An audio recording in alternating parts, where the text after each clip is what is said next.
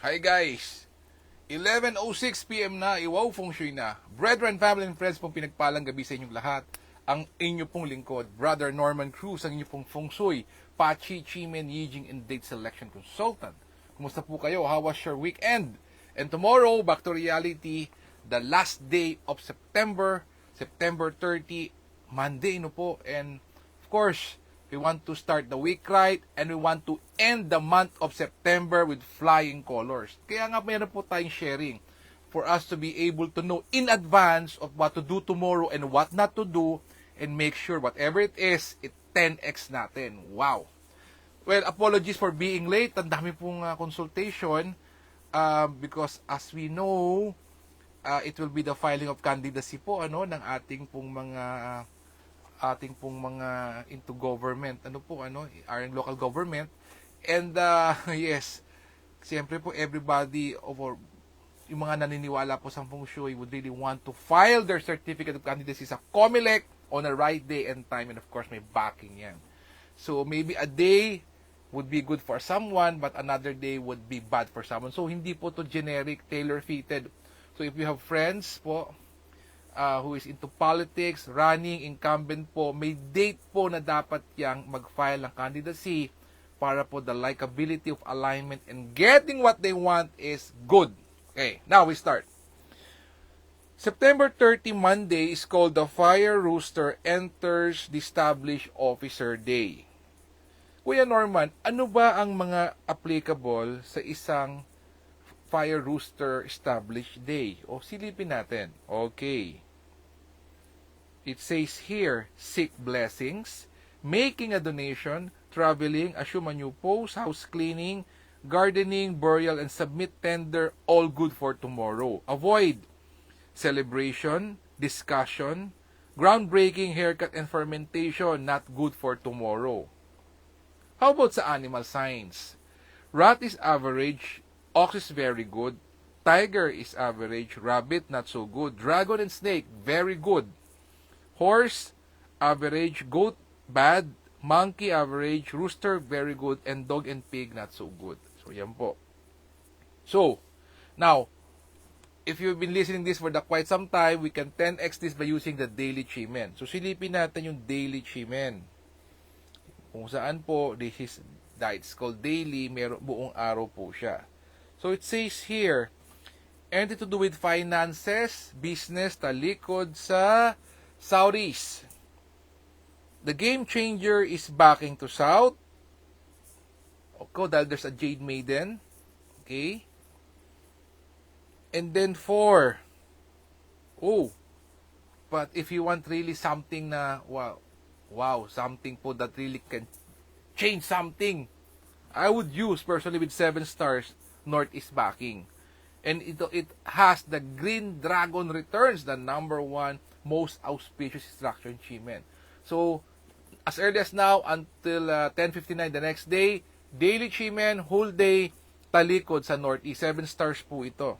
Okay, BFF, lagyan natin ng dialogue, lagyan natin ng script, how we will deliver it. So, of course, we know that kailangan po nating mag-let go, mag-open up, mag-give thanks, ask for what we want, and give back to society. Ayun po yung 5 po nating dapat pong pakatandaan. Okay. Says here. So again, universe, I let go of all that no longer benefits my journey and open myself to become the person needed to fulfill my aspirations.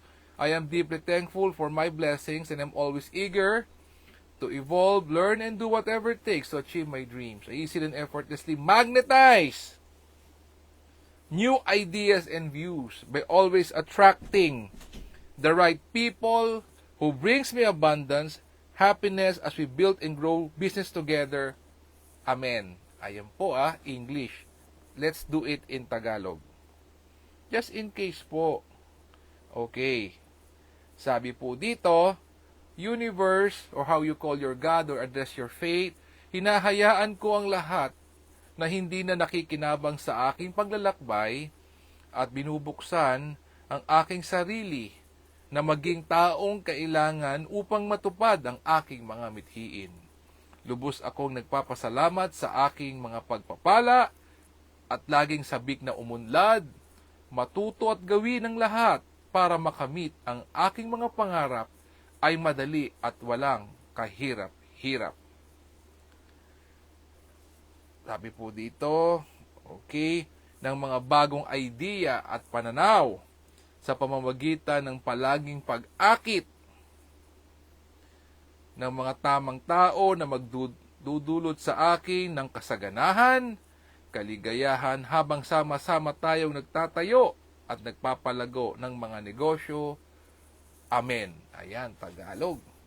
So yan po, last day of, first day of the week, last day of September. Let's go for it, let's go for it. Ngayon, magbigay naman tayo ng hourly chimen. Oo, silipin naman natin. Okay. Hourly chimen tayo. Okay. Oo, ito. So, hourly chimen, BFF, meron tayo pong as early as 5 a.m. to 6:59 a.m. Mga early risers. Backing sa east, Jade Maiden watching the door. Northwest backing, Flying Bird fall into cave. Yan, wherein blessing comes to you. The number one most auspicious structure in Chimen is Green Dragon Returns.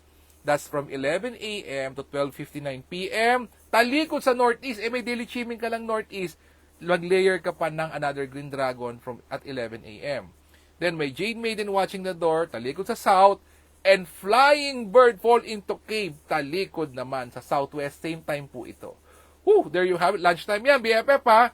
You can find time wherever you are, any part in the world, local time ang gamitin, do this backing, have the directions right, nakaupo kang ganito, and yung 5 points, let go, open up, give thanks, ask for what you want, and give it back to society. Wow! Po don't you ever forget. Okay. So again, BFF, let us pray and do whatever it takes for the month of October. After all, by October 8, it is the start of the month of the dog. And as we know that the month of the dog is in clash, monthly breaker siya po, clashes with the year of the dragon.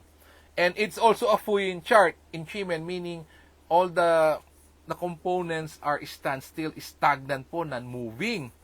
So we will really need to 10x everything that we will be doing and careful po with how we use these dates sa buwan po ng October. Ayan. So starting October 8 is the month of the dog. Again, BFF, thank you so much for the opportunity to being able to share.